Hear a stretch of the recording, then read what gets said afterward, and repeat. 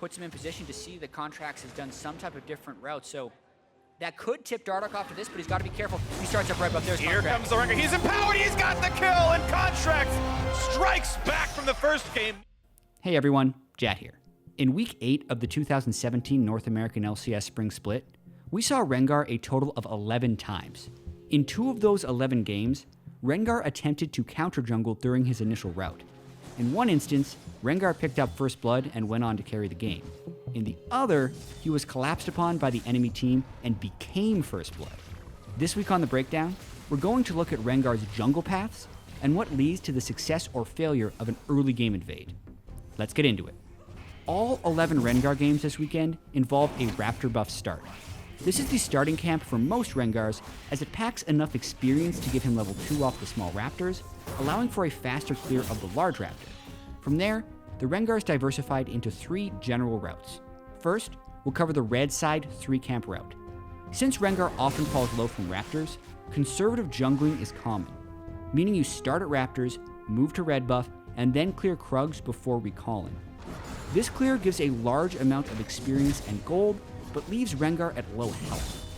It does, however, allow him a fairly early gank timing, as well as items to keep him out on the map for a long time after his first recall.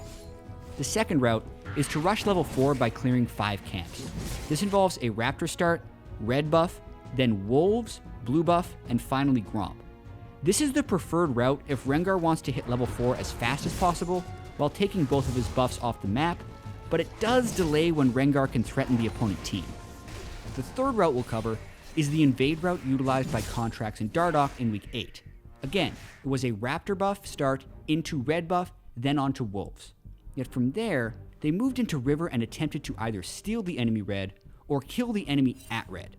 Keep in mind that for this to work, it requires a high level of teamwork, even if it looks at first like a solo invade. So now that we're familiar with the routes, let's look at a successful invade by Cloud9's Contracts. First off, since Rengar is normally taken low by Raptors, and since it's nearly suicidal to invade with low HP, Rengar requires a good pull from his teammates in order to invade. Impact's Maokai helps out substantially on the camp by stacking 2 saplings. He takes a small Raptor for his trouble, but thanks to the saplings, Contracts still hits level 2 quickly, and most importantly, with nearly full health.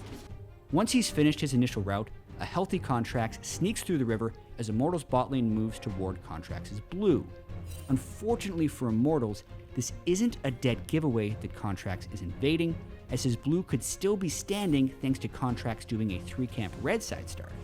Contracts then runs inside the red buff brush right as Dardoch hits the camp, and leaps from the brush, quickly eliminating Dardoch for first blood. Seems easy, right? What could go wrong? Well, let's look at Dardoch's similar invade against Phoenix 1 a day later.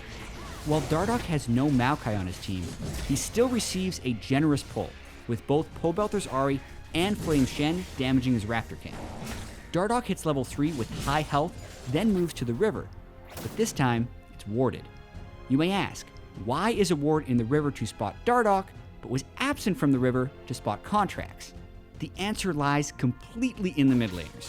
Previously, when Contracts invaded Dardoch, Jensen had total control of mid lane, and Pobelter hadn't moved to the river to use his trinket ward. Unfortunately for Dardoch, Pobelter doesn't exert enough pressure onto Ryu, so Ryu moves into river at level 2 and places that critical ward. And Dardoch has no idea. While he thinks he's being sneaky by juking around Kallista's Sentinel, he's actually in sight of P1 the entire time. Also, Dardoch makes the mistake of jumping to and detonating the blast cone before entering red buff, only making his escape more difficult. Since P1 saw Dardoch enter for the invade, Meteos patiently paths around the backside of Dardoch as Stunt and Arrow move to collapse. And even though Dardoch attempts to flash to safety, he falls to Arrow for first blood. Looking back, the outcomes of these Rengar invades are polar opposites, despite having the same idea. Consider the added factor of scouting and mind games as well. Dardoch mentioned in his post-game interview that he had actually done the 3-camp invade path against Contracts and scrims and should have been ready for it. But again, as shown by Phoenix 1, the invade can be stifled if the mid laner places an early ward in river. These early game decisions are small, but can have massive consequences. If Dardoch had used his knowledge of Rengar's pathing to inform Pobelter that he needed an early ward in mid lane, there's a high chance Pobelter could have found the time to place it, and Contracts may have never had his 15-kill Rengar game.